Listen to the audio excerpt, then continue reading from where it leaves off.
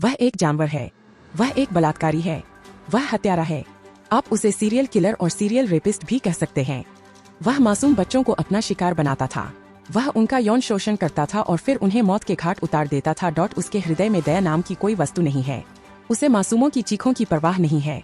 वह सिर्फ अपना शिकार कर रहा था। ये कहानी है गुरुग्राम के रेपिस्ट सुनील की। कहते हैं कि अपराधी कितना भी शातिर क्यों न हो, एक दिन वह कानून की गिरफ्त में आ ही जाता है। 30 साल का सीरियल रेपिस्ट सुनील भी कानून के शिकंजे में आ गया। तब से वह जेल में थे। हाल ही में कोर्ट ने उन्हें दोषी करार दिया है।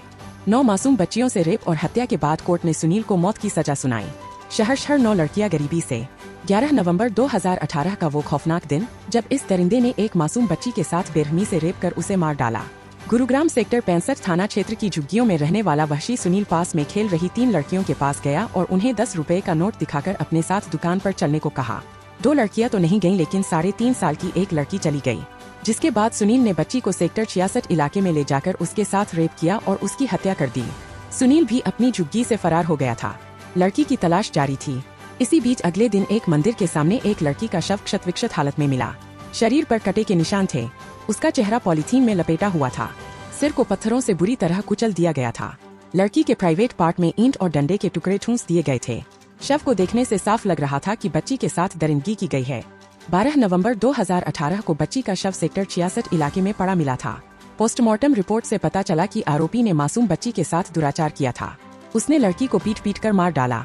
उसके सिर पर भी ईंट पत्थरों से वार किया गया। मामले में सुनील पर पुलिस की ओर से 2 लाख रुपए का इनाम घोषित किया गया था। SIT ने कार्रवाई करते हुए 19 नवंबर 2018 को आरोपी सुनील को गिरफ्तार कर लिया। 9 बच्चियां हैवानियत का शिकार हुई सीरियल रेपिस्ट सुनील कुमार। 20 नवंबर 2018 को उसे कोर्ट में पेश कर रिमांड पर लिया गया। पकड़े जाने के बाद उसने पूछताछ में जो खुलासा किया उससे पुलिस भी हैरान रह गई। उसकी क्रूरता की कहानी सुनने के बाद विशेषज्ञों ने उसे न केवल पीडोफाइल बल्कि नेक्रोफाइल भी कहा। पूछताछ में पता चला कि सिर्फ इतना ही नहीं बल्कि उसने इसी तरह 9 लड़कियों के साथ रेप किया और उनकी हत्या भी की थी।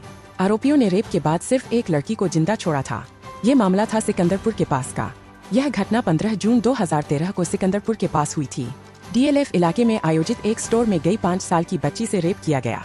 बच्ची लहूलुहान हालत में सिकंदरपुर मेट्रो स्टेशन के पास मेट्रो पिलर नंबर 47 से 48 के पास मिली थी। बेहद गंभीर हालत में उसे दिल्ली के सफदरजंग अस्पताल रेफर किया गया था। लड़की के साथ बेरहमी से बलात्कार किया गया। लड़की के प्राइवेट पार्ट्स की तरह सर्जरी की गई। गुरुग्राम पुलिस ने FIR दर्ज कर जांच शुरू की, लेकिन मामले में कोई सुराग नहीं मिला, जिस पर 2014 में कोर्ट में ट्रेस रिपोर्ट दाखिल की गई। फरवरी 2018 में फोर्टिस में लड़की के प्राइवेट पार्ट की 13वीं सर्जरी हुई। 15 दिसंबर 2018 को आरोपी सुनील के खिलाफ कोर्ट में चालान पेश किया गया।